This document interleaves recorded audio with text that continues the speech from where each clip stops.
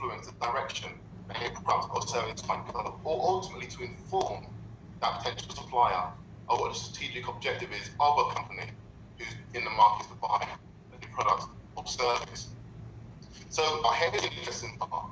From a sales perspective, what I had to do, and what many salespeople do, is there's a massive process or effort involved in building the sales pipeline. Now, I'm going to look at all these dots later about how that works with the procurement process today and how trade shows are important. But typically, I'm not sure if you know, but if a salesperson carries a target, in this case, I carried a target of £1 million per year, I typically had to have a pipeline or a list of opportunities that was at least 3 times the actual value of my annual target. So I'll be working on conversations and relationship building and discussions with a value of at least £3 million to £3.5 million in the actual pipeline.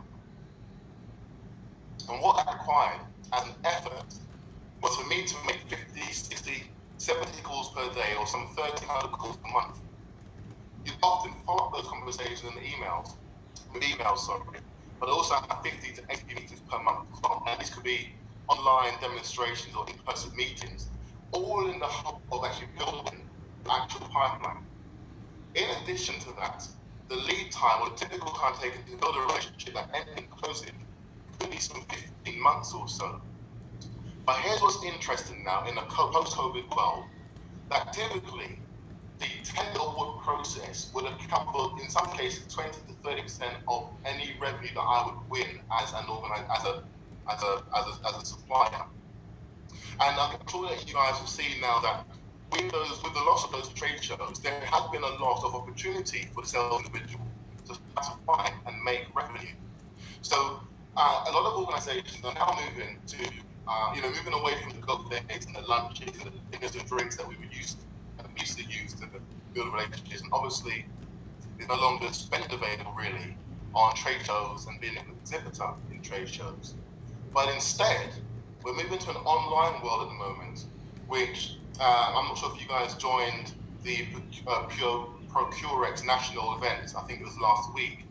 But that's a great example of how procurement will be done in the future, but we'll work out later on between us for how long will that last. So the whole process of cold calling and emails and this entire virtual world is going to grow and expand as everyone out there is trying to find opportunity. So I would say, I do apologize if I've ever prospected you in the past or cold called you. It was all, I was only doing my job and trying to feed my kids. I've got 2 daughters, you see, so I've got 2 weddings to pay for. But in the line of trying to do my job, the effort involved to build pipeline and to create opportunity for the organisation that I worked for involved a lot of effort, calls, and ultimately now, I think we're going to see an explosion of online events and activities. For the most part, I'm sure some of you are fatigued with the volume of Zoom calls you've been invited to or Google Meet sessions. But there will be more of those happening in the years to come. So let's look at what's happened in the last couple of 6 months or so. I've used the Expo database as a source of data for this information. And as at the 28th of August, there was nearly 4,000 events. These are trade shows that have been cancelled as a result of COVID. So this has cost the economy, COVID has cost the British economy, the UK economy, some £390 billion, and that's financial year 20 to 21 expected. So with a requirement to try to kind of really stimulate the industry and working out how we actually meet prospects and suppliers, there is a conversation around how the procurement process has been impacted. Now, if we look at trade shows as a whole, for example, and again, I know some of you guys go to different types of events, but we'll just focus on trade shows for the moment. We'll look at the meet the buyer events, etc. as well. When we look at the supply chain or the purchase chain or the relationships between even just a simple venue hire for an event, there's support staff, which causes the loss of revenue from income tax loss. There's food and confectionery spend, and so the supply chain is significantly disrupted when these events are cancelled. But ultimately, you can even drill down to the loss of trade shows impacting the oil sector and the oil industry. Because if hotels aren't hosting people, and therefore airlines are closed so they can't transport people to hotels, that ultimately will impact the cost of oil. And if you looked across the markets back in, I think maybe March it may have been, there was a significant devaluation in the value of oil where you couldn't actually give away oil because it was more expensive to give it away. So when we look at the supply chain around the procurement process, what we know is that every one of our roles, our jobs are all interlinked in one shape or form. So I'm going to ask a question to you all, and you guys can use the comment section actually to react to respond to this question. But on average, typically per year, how many buyer events would you typically attend? So just type in below, and these will include things like supplier event days, or meet the buyer events, or trade shows. So we're kind of combining these really, knowing that the public sector spends money slightly differently. But typically, how many events would you typically spend? How many events would you typically attend per year? I'll give you a moment just to kind of type your answers into the windows available. Good, we've seen some posts being made, excellent. Yeah, see, it's going to be quite a few. So what's interesting, as an organization, when we begin to look at how we kind of connect the dots now between these numbers and objectives, if we look at it from a public sector perspective, the government has recently changed their targets where they want to spend £1 in every £3 of government spend on the SME. And this is interesting that there is now, I guess, a post-Brexit initiative to really try to spend UK money on UK organisations and UK companies. So there's a massive commitment by the government, which was missed, primarily maybe due to COVID, maybe not, but they've reassessed those objectives to spend £1 in every 3 on the SME. The question really is, how will they do that? And we're going to look at how these forums and platforms and venues will really shape and change in the future.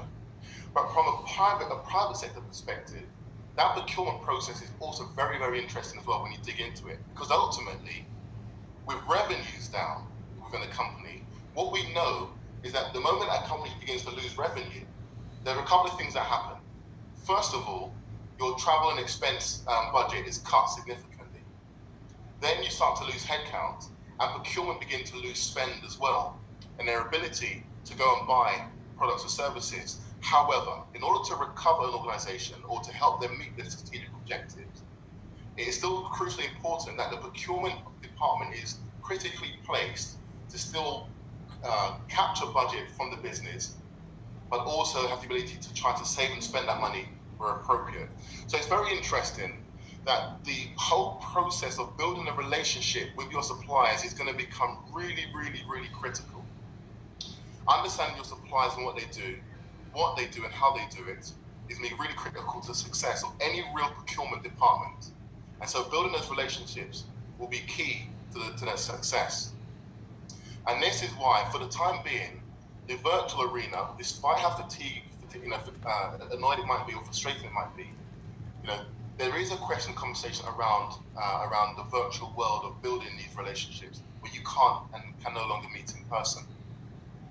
I was speaking to a CPO recently, a chief procurement officer recently, who said that in a virtual world, buyers tend to look for answers to the harder question. Now, at a typical trade show, maybe not necessarily at the buyer-supplier events, buyer events, but typically at a trade show, you kind of go there for the free booze, for the community, for the conversation, the chat, and the thought leadership sessions. But in a virtual world, the behavior of the buyer is changing. You're now actually able to Google and ask for difficult questions, or look at categories across a particular buyer segment to see if they match or mirror your requirements. And particularly in a world where supply diversity has become very important, understanding who you're about to build a relationship with is becoming critical, is leading the critical questions that are out there at the moment. And so within the kind of platform, we've taken this on our grasp this in our hands and begun to build out solutions that I'll share with you on how that works. Before I kind of go into who we are, I'm going to see if there are any questions, perhaps. Jane, not sure if you can see the questions coming up. Is there any questions that's come up in the meantime that I should really address right now? No questions yet. No questions But lots yet. of interaction. Okay, fantastic. Collider, we're a B2B marketplace for both public and private sector tenders. Now, this is critical because the question I asked prior was how does the government, how does the public sector get better engagement from the SMEs who tend to find, and this is their feedback, they tend to find that the selling process to the public sector can be quite difficult. So what we've done is we've created a platform where both public and private sector opportunities are all intermingled into one space. But what it means is that we're hoping to be able to attract both, more engagement and sales to the selling process to the public sector buyers, because the SMEs who are looking for private sector opportunities are also triggered and alerted to private sector tenders and opportunities as well. So we've done a couple of things to really enhance that digital collaboration and relationship building process between buyers and suppliers. And I'm going to talk about it in a bit more detail. But first of all, we're going to look at just the principles that really differentiate the Collider experience. It kind of harks back to what I mentioned earlier about current profile platforms. They're either really going to be, like RFP management platforms. They're going to be maybe invoice management platforms or expense management platforms. There's no real way right now for relationships to be developed outside of perhaps your LinkedIn, maybe Facebook, maybe a bit of Twitter. But the way that these platforms are used, business content is buried almost immediately if they're not engaged with. And unfortunately, business content doesn't tend to be really highly engageable. Is that a statement that you would agree with, that if you post about your own organization, that there's little engagement perhaps? Think about that as a question.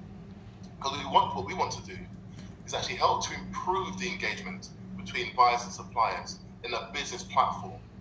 So what we've done is we've created a place where companies post. It's really critical to what we do. Companies post, but people can comment. So people can still engage, but companies post. We ingest both public and private sector tenders, but the content that is posted by companies is categorized. So you could be posting thought leadership, a business announcement or a company announcement. It could be a company event. But the idea is that people who are on the platform, who ultimately will be suppliers or other buyers, they are there to engage in a professional manner.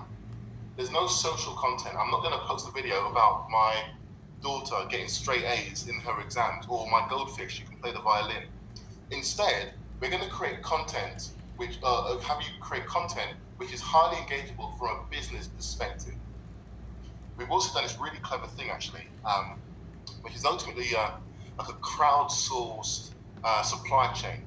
So when a supplier or buyer comes onto the platform, they can create a who do they sell to or who do they buy from. Now, I'll caveat it straight away because I can see your eyebrows raising through the screen.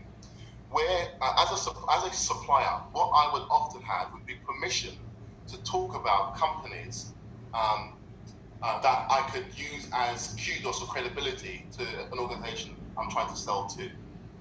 So what we recommend are companies who are suppliers, that they can list those companies, because those